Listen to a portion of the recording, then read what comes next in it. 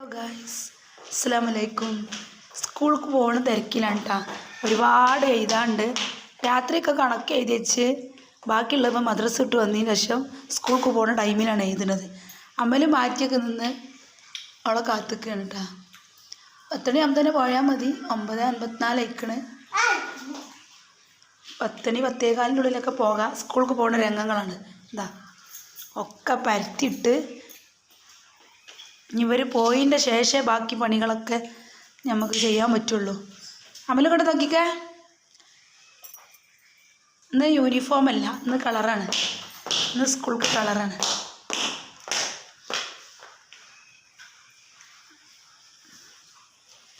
ശരിയായി പറഞ്ഞേ.